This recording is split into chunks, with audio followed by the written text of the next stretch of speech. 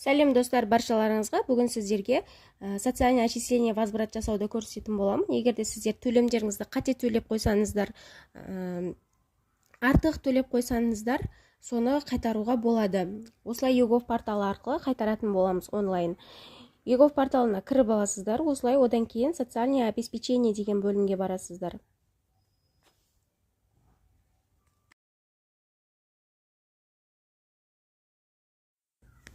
Міне ол жерге кірген кезде осылай басты бет ашылады.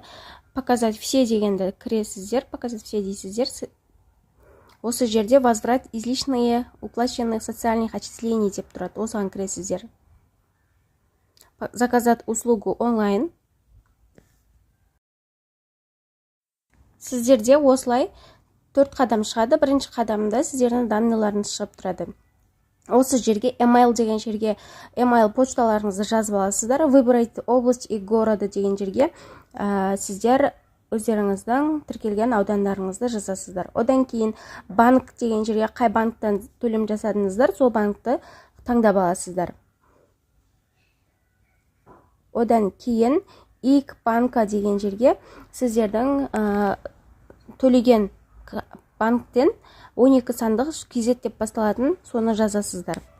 Номер платеж документ дегенге чектегі номерді жазасыздар, датасын жазасыздар, сосын референс номерін жазып проверить дейсіздер. Егерде барлығы дұрыс болса, сіздерді екінші жақта осылай шығып тұрады. Бұл жерде екінші жақта сіздердің төлеген социальный отчислениелеріңіз осылай тұрады. Одан кейін қай сумманы қайтарасыздар, сол жерге выбрать деп таңдайсыздар. Міне таңдап алғаннан кейін возвращение сумма деген жерде сіздердің төлеген суммаларыңыз жазылып тұрады. Одан кейін надлежало деген жерге қандай сумма, қанша теңге қайтарасыздар, осы суммадан соны жазасыздар. Одан кейін причина возврата деген жерге причиналарыңызды таңдайсыздар. Осы причина барлығына жарайды. Осы причинаны таңдап аласыздар. Ошибка и период платежа деген жерді.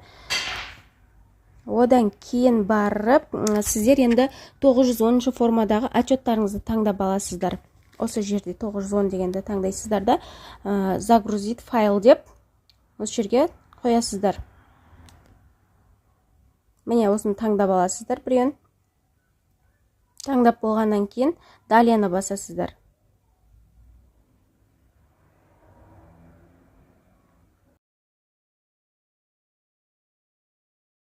Келесі үшінші шартта ECP ключпен қол қойып жібересіздер.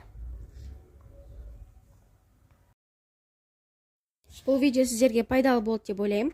Менің каналыма тіркеліп лайк басып, комментарий жазып қолдап кетіңіздер. Сіздерге алдын ала рахмет. Үшінші шарттан кейін төртінші шартта сіздерде уже статустарыңыз көрінеді. Заявка кетті, ештеңке қате болмаса, заявка кетті деп тұрады. Егер бірдеңкелеріңіз қате болып тұрса, отказ немесе причинасын солай жазып, сол жерде статустарыңыз көрінетін болады.